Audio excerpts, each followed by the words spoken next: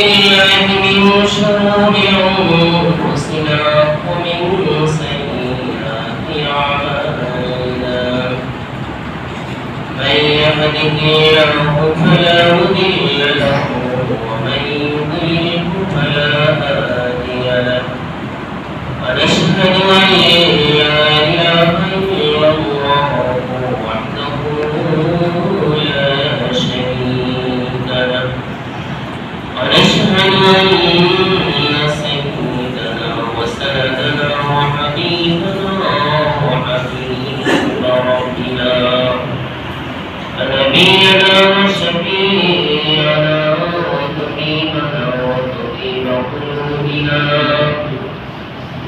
وأولياء محمدا عبده ورسوله أرسله بالحق إلى الخلق بشيرا ونذيرا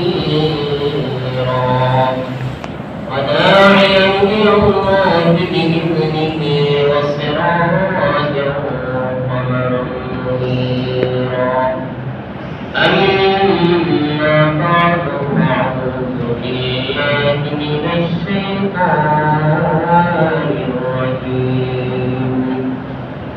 بسم الله الرحمن الرحيم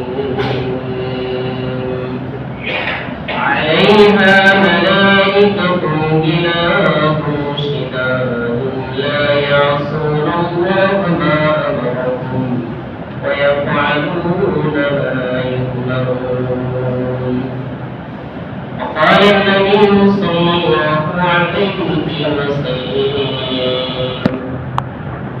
لا يؤمن أحدكم حتى أكون أحب إليه من والده وولده والناس أجمعين أو كما قال عليه الصلاة والسلام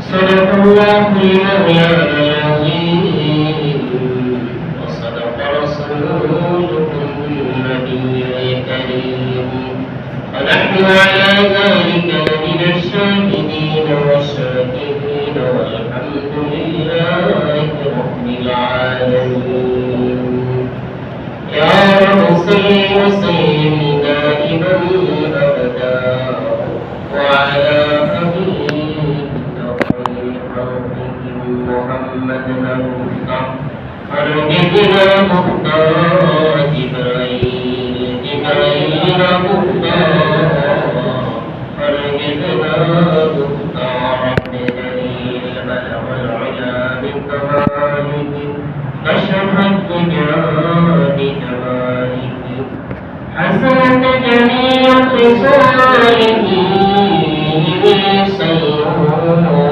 عليه وآله সর্বপ্রথম শিল্প রব্বুল আলামিনের দরবারে লাখো কোটি শুকরিয়া যে আল্লাহ রব্বুল আলামিন আমাদের জন্য সবচেয়ে প্রয়োজনীয় এত গুরুত্বপূর্ণ একটা উপাদান আমাদের জন্য উন্মুক্ত করে দিয়েছেন যেটা মুখাভিক্ষি আল্লাহ তাআলা আমাদেরকে প্রতি সময় প্রতিমুহূর্ত করে রেখেছেন।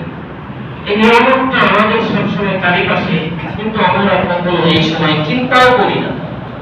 সেই নিয়ামত সম্পর্কে গাফিলতার কারণে, চিন্তাহীন থাকার কারণে আল্লাহ রাব্বুল আলামিন মাঝে মাঝে এই বিষয়ে সতর্ক করে দেন যে তোমরা কি এটা করতে পারো, আমি যেটা দিই সেটা কি তোমরা নিজেরা করতে পারো। এরকম অসংখ্য নিয়ামতের মধ্যে আমরা ডুবে রয়েছি, কিন্তু আল্লাহ রাব্বুল আলামিন আমাদেরকে স্মরণ করে দেন। তেমন একটা নিয়ামত হলো আল্লাহ রাব্বুল আলামিনের পক্ষ থেকে বৃষ্টি, আল্লাহ তাআলার পক্ষ থেকে বাড়ি দ্বারা রহমতের বৃষ্টি, যেটা এতই আল্লাহ তাআলা আমাদের জন্য সবার জন্য উন্মুক্ত করে দিয়েছেন। এটা মনে হয় খুবই সহজ একটা সাধারণ তুচ্ছ একটা বিষয়, কিন্তু না, এটা এত অসাধারণ যে মানুষ এটা নিজের নিকটে দেখতে পায়, কিন্তু এটা আয়ত্ত রাখতে পারে না, এটা পরিচালনা করতে পারে না, এটা নিজের ইচ্ছাধীন এর সুফল ভোগ করতে পারে না। এবং এটার সবকিছু এই নিয়ন্ত্রণ ক্ষমতা কর্তৃত্ব আল্লাহ রাব্বুল আলামিন নিজের কাছে রেখে দিয়েছেন। এই জন্য সর্বোপরি দেন আল্লাহ রাব্বুল আলামিন বলেন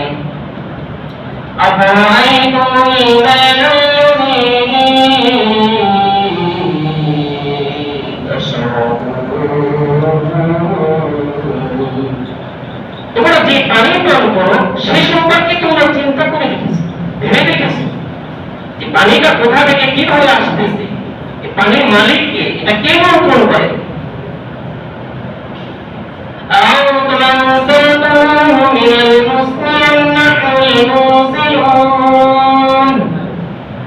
রাব্বুল আলামিন মানব মণ্ডলীর নিকটে প্রশ্ন রেখে বলেন তোমরা কি মেঘমালা থেকে এটা নামাইতে পারো, দর্শন করতে পারো, নাকি আমি নিজে এটা মেঘমালা থেকে দর্শন করি? বলেন সুবহানাল্লাহ।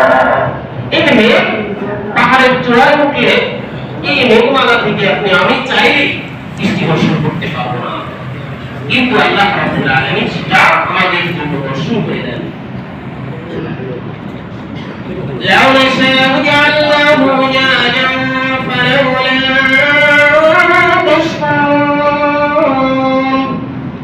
আল্লাহ রাব্বুল আলামিন বলেন এই যে আসমান থেকে সুমিষ্টি ও সুপায় পানি যে আমি বর্ষণ করতেছি, আল্লাহ রাব্বুল আলামিন চাইলে এই পানিকে অবরুদ্ধ করে দিতে পারেন।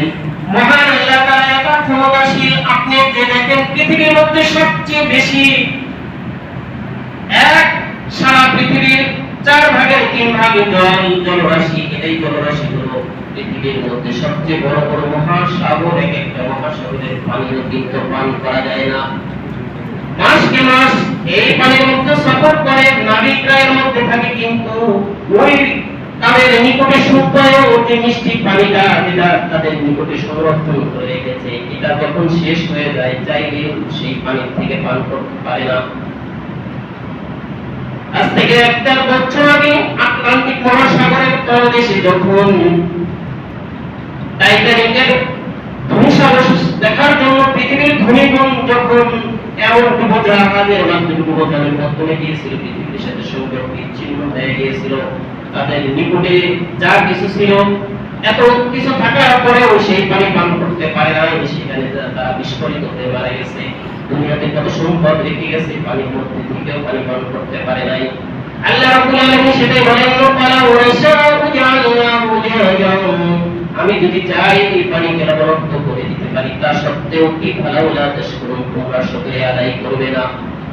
আল্লাহ রাব্বুল আলামিন যে বৃষ্টির মাধ্যমে আমাদেরকে পানি দিয়েছেন, এই বৃষ্টির পানি জমির উপর পড়ে, জমি সেটা শোষণ করে তার নিচে জলাধারেতে আটকে ধরে, সেটাই মানুষ গভীর নলকূপের মাধ্যমে সেই পানিকে সহজে উত্তোলন করে। রব্বুল আলামিন যদি চান বৃষ্টি বন্ধ করে দেন, কোন বিজ্ঞানের আবিষ্কারকের সক্ষমতা নাই যে মানুষের জন্য পানি আবিষ্কার করবে। শুধু কি তাই, আসমানের উপর মেঘমালায় যে পানি ভেসে থাকে সেটাও কোনো যন্ত্রের মাধ্যমে, মেশিনের মাধ্যমে সেটাই পৃথিবীতে নামানোর সক্ষমতা কারো নাই। এই বৃষ্টির যে পানি সেটাও কারো মাধ্যমে বিশাল জলাধারে সংরক্ষণ করে পরবর্তীতে পান করার মতো সেই সুযোগ নাই, কিন্তু আল্লাহ রাব্বুল আলামিন মানুষের জন্য সেটা সংরক্ষণ করে দিয়েছেন। এই জমিন যখন মারা যায়, জমিন কি মারা যায় দেখেন, একটা যদি বৃষ্টি না হয় তা হয় জমিন ফেটে যায়, চলতি হয়ে যায়, শুকিয়ে যায়, সেখানে কোনো কিছু চাষ করা সম্ভব নয়। এই মৃত জমিনে যখন বৃষ্টি পড়ে, বৃষ্টির পানিতে সেটা সুজলা সুফলা ফসল উৎপন্নের উপযোগী হয়ে যায়। বলেন সুবহানাল্লাহ। রব্বুল আলামিন এই নিয়ামত দিয়েছেন, এমন নিয়ামত পৃথিবীর সবার জন্য উন্মুক্ত করে দিয়েছেন, তাদের জন্য বিভাজন রাখেন নাই। এই নিয়ামতের দিকে চিন্তা করলে আল্লাহর সামনে মানুষের মস্তক মাথা অবনত হয়ে যাবে যে আল্লাহ তাআলা আমাদের কি কত ভালোবাসেন, যে জিনিসটা বেশি প্রয়োজন সেই জিনিসটা বেশি করে দিয়েছেন। এজন্যই মাঝে মাঝে আল্লাহ তাআলা আমাদেরকে একটু এই নিয়ামত থেকে সামান্য কোনো সময় বৃষ্টি দেন না, পানির অভাব টের পাওয়ার জন্য বিভিন্ন পরিস্থিতি সৃষ্টি করে দেন, যেন মানুষ আল্লাহর নিয়ামত সম্পর্কে অবগত হতে পারে। আল্লাহ রাব্বুল আলামিনের নিয়ামত পালন করে যদি বান্দা একবার বলে আলহামদুলিল্লাহ, আল্লাহ তাআলা ওই নিয়ামত যে সে ভোগ করেছে এই নিয়ামতের বিনিময়ে এই নিয়ামতের মূল্য আদায় করে দেয়। বলেন সুবহানাল্লাহ। রাসূল আকরাম সাল্লাল্লাহু আলাইহি ওয়াসাল্লাম তেমনি মদিনায় ছিলেন, মক্কায় ছিলেন, হিজরত করেছেন, ধুলো মরুভূমি যেখানে পানির অভাব, কিন্তু তারপরেও তাদেরকে ইসলামের জন্য জিহাদ করেছেন, ইসলাম প্রচার করেছেন। সেই ইসলাম আমাদের পর্যন্ত এসেছে। সেই নবীর প্রতি আমাদের অন্তরস্থল থেকে আল্লাহ করি দুরূদ সালাম সাল্লাল্লাহু আলাইহি ওয়াসাল্লাম। আমাদের যত ইবাদত করি না কেন, ইবাদতের পূর্ব শর্তই হলো ঈমান আনা। ঈমান ছাড়া মুমিন হওয়া যাবে না। আর ঈমান সর্বপ্রথম কিসের উপর? আল্লাহর উপর ঈমান আনা। সেটাই সাতটা বিষয়, মূল সাতটা বিষয়ের উপর ঈমান আনতে হয়। ঈমান ছাড়া কখনোই সে মুমিন মুসলমান হতে তো পারেই না। ইবাদতের কোনো দাম নেই। দুনিয়ার জীবনে তার সমস্ত আমল, সমস্ত সময়, সমস্ত পরিশ্রম বৃথা। ঈমান আগে খাঁটি করতে হবে। ঈমানকে যখন মজবুত করবেন, সে ঈমানের পাসপোর্ট দিয়ে পরকালীন এক একটা ধাপে উত্তীর্ণ হবে। এই সাতটা বিষয়ের উপর ঈমান আমরা ছোটকালে বলেছি, অনেকে হয়তো জানি না, কিন্তু এটা গুরুত্বপূর্ণ। آمنت بالله وملائكته وكتبه ورسله واليوم الآخر والقدر خيره وشره من الله تعالى والبعث بعد الموت। এতটুকু জ্ঞান থাকা উচিত যে আমি কার উপর কোন কোন বিষয়ের উপর বিশ্বাস রাখছি, এটা তো অন্ততপক্ষে জানা উচিত। আমানতু বিল্লাহ, আমার বিশ্বাস কার উপর? আল্লাহর উপর। আল্লাহর উপর বিশ্বাস, আল্লাহ সম্পর্কে সবাই কিছুটা হলেও অবগত। আল্লাহ সম্পর্কে জানতে হলে আল্লাহর সৃষ্টি সম্পর্কে জানতে হবে। লা তাফাক্কারু ফি বিল্লাহ, আল্লাহ সম্পর্কে চিন্তা করো না, লা তাফাক্কারু ফি খালকিল্লাহ, বরং আল্লাহর সৃষ্টি সম্পর্কে চিন্তা করো, আল্লাহকে পেয়ে যাবে, আল্লাহকে চিনতে পারো।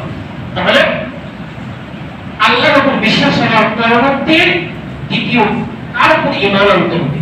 ও মালাইকাতিহি, এবং ফেরেশতাদের উপর। ফেরেশতা কিসের সৃষ্টি? কে জন্য আল্লাহ রাব্বুল আলামিন সৃষ্টি করেছেন, এর উপর ঈমান আনতে বললেন না কেন? যদি সঠিক ধারণা না থাকে, আকীদা ঠিক না থাকে, তাহলে ঈমান ঠিক থাকবে না। আল্লাহ রাব্বুল আলামিন ফেরেশতাদেরকে সৃষ্টি করেছেন নূরের মাধ্যমে। আল্লাহ তাআলা সবচেয়ে বেশি যেই মাখলুককে সৃষ্টি করেছেন সেটা হলো ফেরেশতা। দুনিয়াতে যত মানুষ, অন্যান্য যা কিছু মাখলুকাত সৃষ্টি করেছেন, তার চেয়ে অসংখ্য অগণিত এত পরিমাণ মাখলুক সৃষ্টি করেছেন, সেটা হলো ফেরেশতা। ফেরেশতার মাধ্যমে আল্লাহ রাব্বুল আলামিন দুনিয়া আখিরাতের সব কার্য পরিচালনা করেন। ফেরেশতাদের সংখ্যা এত যে মানুষ সেটা ধারণা করতে পারে না। আল্লাহ রাব্বুল আলামিন বলেন, ওয়া মা ইয়ালামু জুনুদা রাব্বিকা ইল্লা হুয়া। আল্লাহ তাআলা তার প্রিয় নবীকে বলেন, আপনার রবের সৈন্য সম্পর্কে অবগত কেউ নয়। আল্লাহর যে এই সৈন্য বিশাল ফেরেশতা বাহিনী রয়েছে, এটা মানুষকে এর সংখ্যা জানে না, ইল্লা হুয়া, একমাত্র আল্লাহ তাআলা জানেন। এই কিসের সৃষ্টি? ফেরেশতাদেরকে আল্লাহ রাব্বুল আলামিন নূর দ্বারা সৃষ্টি করেছেন। নূর দ্বারা সৃষ্টি করার কারণে অধিক দ্রুতগামী, মানুষের দৃষ্টির আড়ালে পুরুষ মহিলারা এদের থেকে কোনো সন্তানাদিও হয় না। আল্লাহ তাআলা তাদেরকে যেভাবে যে অবস্থায় সৃষ্টি করেছেন, তাদেরকে মানুষের দৃষ্টির আড়ালে রেখে দিয়েছেন, কিন্তু তারা মানুষের সব আমল সবকিছু পর্যবেক্ষণ করেন। একমাত্র নবী, রাসূল এবং আল্লাহর মনোনীত আউলিয়া তারাই শুধু ফেরেশতাদেরকে দেখেছেন। এছাড়া অন্য কারো এই ফেরেশতাদেরকে দেখা সম্ভব নয়। মানুষের যে রকম মানবীয় অনেক গুণ বা প্রবৃত্তি রয়েছে, ফেরেশতাদের কিচ্ছু নেই। হিংসা, বিদ্বেষ, রাগ, অভিমান, শত্রুতা, চাওয়া পাওয়া, কামনা বাসনা, কোনো কিছুই তাদেরকে নেই। আল্লাহ তাআলা যেভাবে তাদেরকে সৃষ্টি করেছেন সেইভাবেই তাদেরকে বিভিন্ন দায়িত্ব দিয়েছেন। ফেরেশতা মানুষের আকৃতি ধারণ করতে পারে। আরবি শব্দ হলো মালাইকা। মালাইকা বহুবচন, মালাকুন, মালিকুন, মিলাকুন।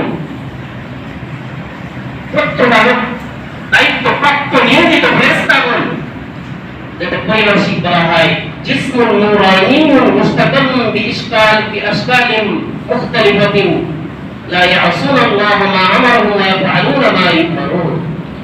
এমন নুরানি জিসিম যারা শুকর কুকুর ব্যতীত যে কোনো আকৃতি ধারণ করতে পারে, আল্লাহর হুকুমের অবাধ্য হয় না, আল্লাহর হুকুম নির্দেশিত সে আদেশ সে বাস্তবায়ন করে পালন করে।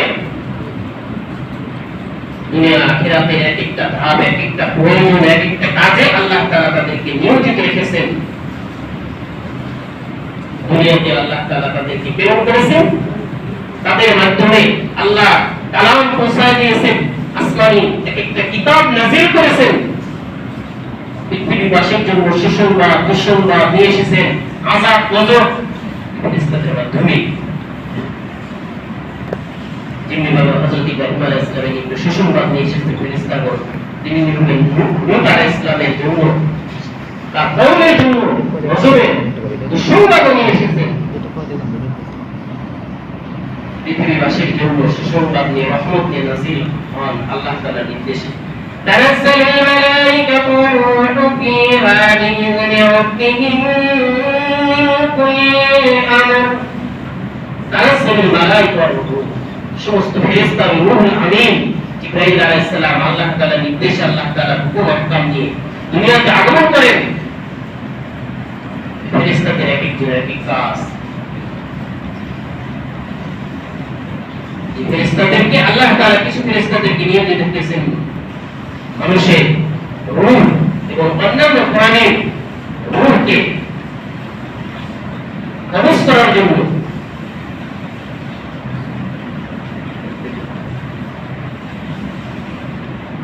এবং মানুষের যা কিছু বলে যা কিছু করে সবকিছু তারা সংরক্ষণ করে। লা ইয়ালফিযু মিন কাওলিন ইল্লা লাদাইহি রাকীবুন আতীদ। মানুষ প্রতিটা মুখ থেকে যা নিশ্চিত বাণী, মুখ থেকে যা কথা, ভালো মন্দ, অশ্লীল গীবত, সমালোচনা, আল্লাহর জিকির, প্রশংসা, ভালো কাজ, ভালো কথা, অন্তরায় সব কাজে আদেশ, অসৎ কাজে নিষেধ, যা কিছু ভালো মন্দ সবকিছু ফেরেশতাগণ সংরক্ষণ করে রাখেন।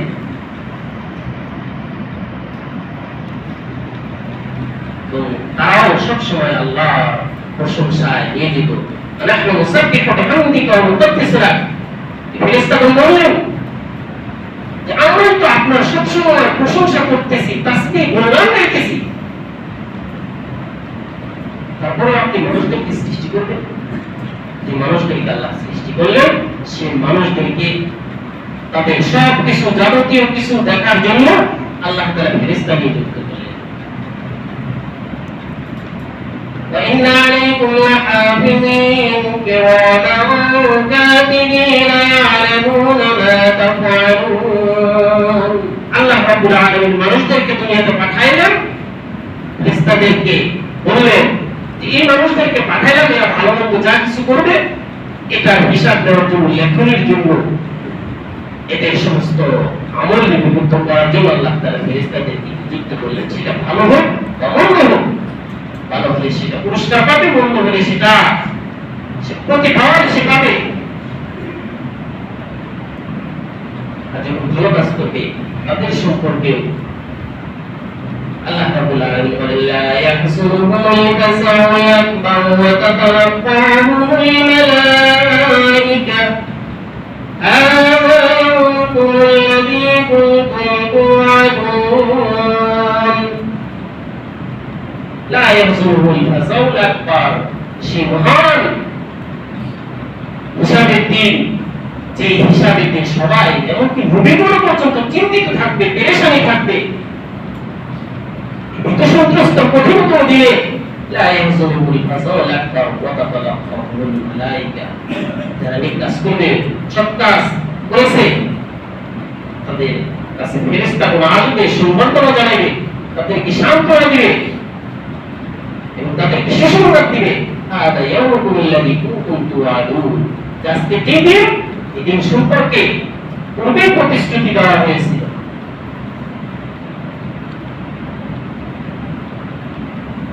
ফেরেশতাদেরকে আল্লাহ রাব্বুল আলামিন আমাদের নিকটে পৃথিবীতে এমন কোন জায়গা নাই, এমন কোন মানুষ নাই যার আড়ালে ফেরেশতাগণ নাই। ফেরেশতাদেরকে আল্লাহ রাব্বুল আলামিন সৃষ্টি করেছেন। ইসলাম ধর্মের আকীদা হলো আল্লাহ তাআলা যে কাজের নিয়োজিত করেছেন, এর একটু বেশি বা কম বেশি করার কোনো ক্ষমতা নেই। এটাও আল্লাহ তাআলার মাখলুক, আল্লাহ তাআলার বাধ্যগত মাখলুক। কিন্তু অন্যান্য ধর্ম জাতি বা অন্যান্য বিভ্রান্তি বা ভ্রষ্ট যারা রয়েছে তারা এদেরকে আল্লাহ তাআলার সমকক্ষ মনে করে, আল্লাহকে পাওয়ার জন্য ফেরেশতাদেরকে মাধ্যম মনে করে। এই জন্য ফেরেশতাদেরকে পূজা করে, দেবদেবী বানায় তাদেরকে বিভিন্ন অর্চনা করে তাদেরকে সন্তুষ্ট করে তারা এদের মাধ্যমে চিন্তা করে যে তারা সুপারিশ করবে। কিন্তু না, শুধুমাত্র আল্লাহ রাব্বুল আলামিন, নবী রাসূল এবং পৃথিবীর আনজাম পরকালে এক একটা জান্নাত জাহান্নাম এক একটা কাজের জন্য তাদেরকে নিয়োজিত করে রেখেছেন। যারা জাহান্নামী হবে তাদের সম্পর্কে আল্লাহ তাআলা এই ফেরেশতাদেরকে কি কঠিন জাহান্নামের এক একটা শাস্তিতে তার শাস্তিপ্রাপ্ত হয়ে এমন চিৎকার করবে, এমন আহাজারি করবে যে তাদের আহাজারিতে জাহান্নাম পর্যন্ত কেঁপে উঠবে। দেখা যায় না, মৃত্যুদণ্ড কার্যকর করার জন্য তাদের নিয়োজিত করা হয় কঠিন হৃদয়ে জল্লাদদেরকে। গত সপ্তাহে বাংলাদেশের নাম করা একজন জল্লাদ শাহজাহান তার জীবনে 18 শতাধিক বেশি সে ফাঁসি কার্যকর করেছে। তাহলে তার হৃদয় কেমন, কি পাষাণ! এর চেয়েও জাহান্নামের আগুনে, জাহান্নামের সাপে, জাহান্নামের পুজে, জাহান্নামের এক একটা শাস্তিতে যে ভয়াবহ যন্ত্রণায় অতিষ্ঠ হয়ে তার কি হাজারি, কি ক্রন্দন, কি চিৎকার করবে, এটা শুনে ফেরেশতাদের তো হৃদয় গলার কথা। আল্লাহ রাব্বুল আলামিন সে সম্পর্কে বলেন, আলাইহা মালাইকাতুন গিলাদুন শিদাদুন লা ইয়াসুনাল্লাহ মা আমারহুম ওয়া ইয়াফআলুনা মা ইউমারুন। জাহান্নামে আলাইহা মালাইকাতুন, এমন ফেরেশতাদেরকে আল্লাহ নিয়োজিত করে রেখেছেন, গিলাদুন নির্মম হৃদয়ের অধিকারী, শিদাদুন কঠোর স্বভাবের। এই কারণে তারা আল্লাহর হুকুমে একটু অবাধ্য হবে না, তাতে কোনো বিনয়, কোনো জাহান্নামের শাস্তি সে কমাতে পারবে না। এবং আল্লাহ তাআলা যে আদেশ, যে কাজে নিয়োজিত রেখেছেন তারা সেই কাজেই থাকবে। এই জন্য এই কাফেরদেরকে, বেঈমানদেরকে যখন এই জাহান্নামের দিকে নিয়ে যাওয়া হবে, আল্লাহ রাব্বুল আলামিন সেটা কোরআনের ভাষায় বলেন, وَسِيقَ الَّذِينَ كَفَرُوا إِلَى جَهَنَّمَ زُمَرًا حَتَّى إِذَا جَاءُوهَا فُتِحَتْ أَبْوَابُهَا وَقَالَ لَهُمْ خَزَنَتُهَا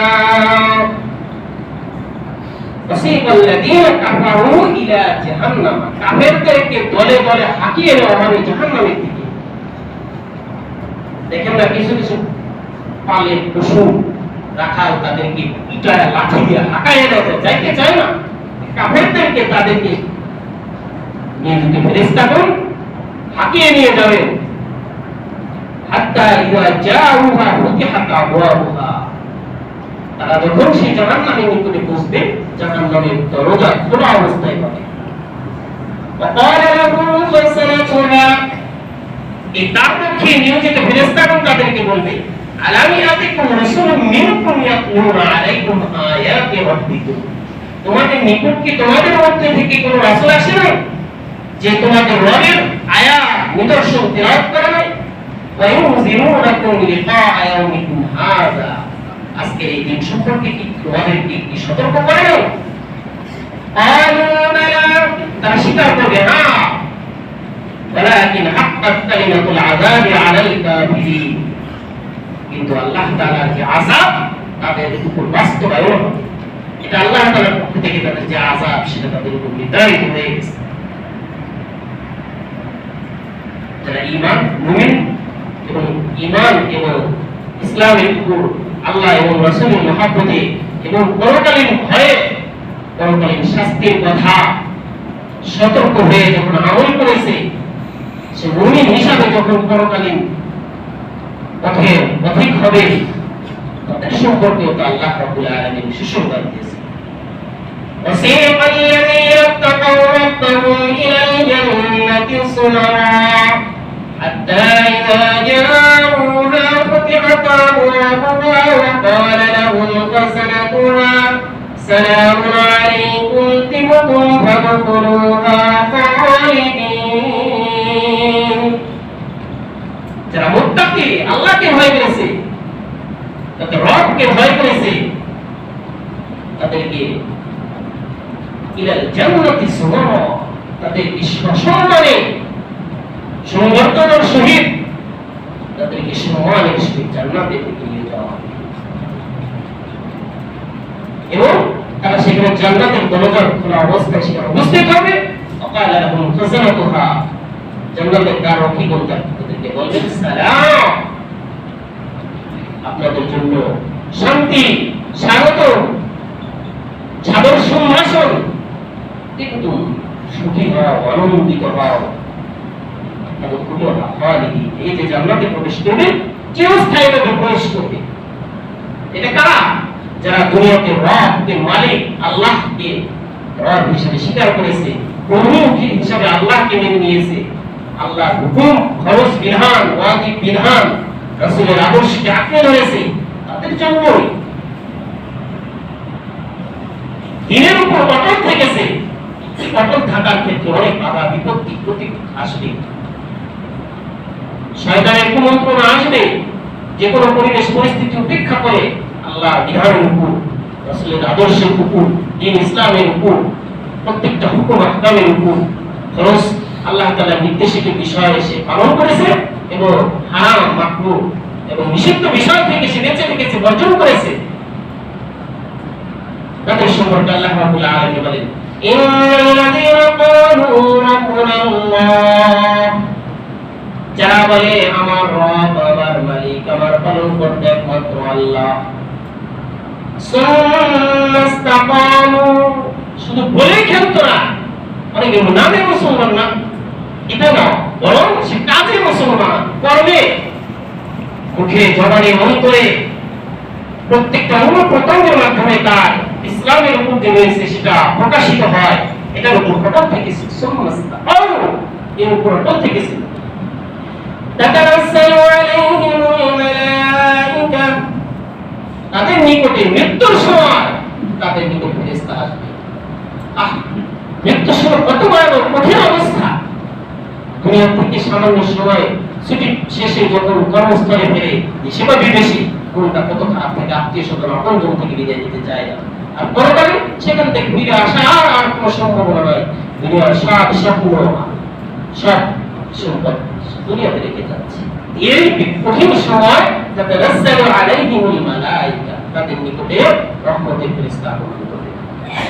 আল্লা তাখাফু ওয়া লা তাহজানু ওয়া আবশিরু বিল জান্নাতি আল্লাতী কুনতুম তুআদুন।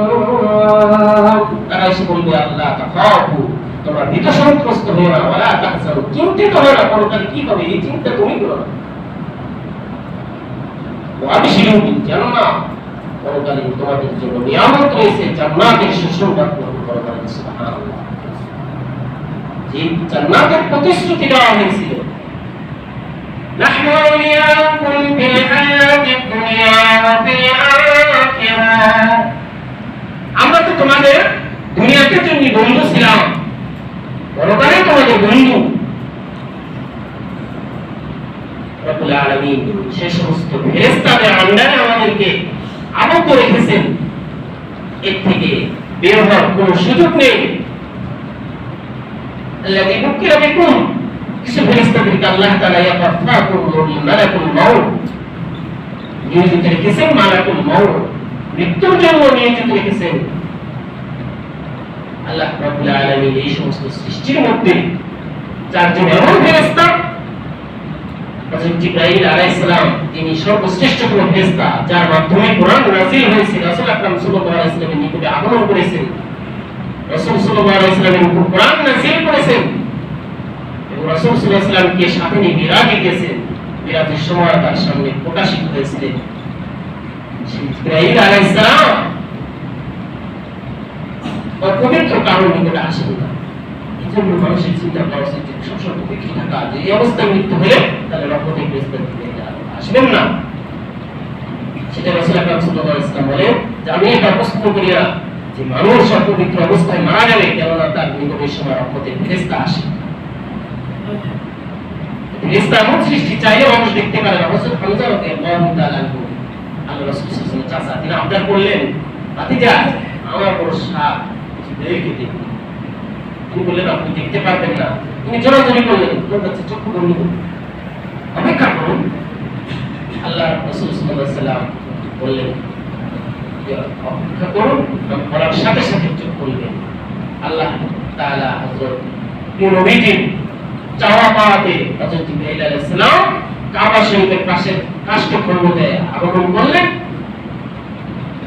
চাচাকে বললেন চোখ খুলুন। জিবরাইল আলাইহিস সালাম চোখ খোলার সাথে সাথে বেহুশ হয়ে গেলেন। জিবরাইল আলাইহিস সালাম পাওয়ার দেখেই তিনি দেখতে পারেন না। কিন্তু রাসূল সাল্লাল্লাহু আলাইহি ওয়াসাল্লামের নিকটে মাঝে মাঝে দেখে বললেন সাহাবী আকৃতি ধারণ করে আসতেন। একসময় কোন অবস্থায় এসেছেন, জিজ্ঞেস করলেন আপনি কেন কোন অবস্থায় এসেছেন? জিবরাইল আলাইহিস সালাম বললেন আল্লাহ তাআলা যখন জাহান্নাম সৃষ্টি করেছেন এরপর থেকে জাহান্নামের শাস্তির ভয়ে আমার চোখ কখনো শুকায় নাই, কান্নাতে সবসময় ভিজে থাকতো। না জানি কোন নাফরমানির কারণে আল্লাহ তাআলা আমাকে এই আযাব দেন। ফেরেশতা যদি জাহান্নামের আযাবের ভয়ে কান্না করে চিন্তিত থাকে তাহলে আমাদের মতো গুনাহগার মানুষদের কি অবস্থা? রাসূল সাল্লাল্লাহু আলাইহি ওয়াসাল্লাম সবসময় মানুষদেরকে কবরের কথা চিন্তা করে, মানুষ যে দুনিয়াতে মজে থাকে আনন্দে থাকে, যখনই কবরের কথা চিন্তা হবে তখনই তার মুখ ফেটে আসে, চিন্তায় চিন্তিত হয়ে যাবে। এটাই চিন্তা করা উচিত যে আল্লাহ তাআলা নিয়োজিত ফেরেশতাদের মাধ্যমে যে শাস্তি দিবেন, শাস্তি থেকে কিভাবে মুক্তি পায় এবং যে শিশু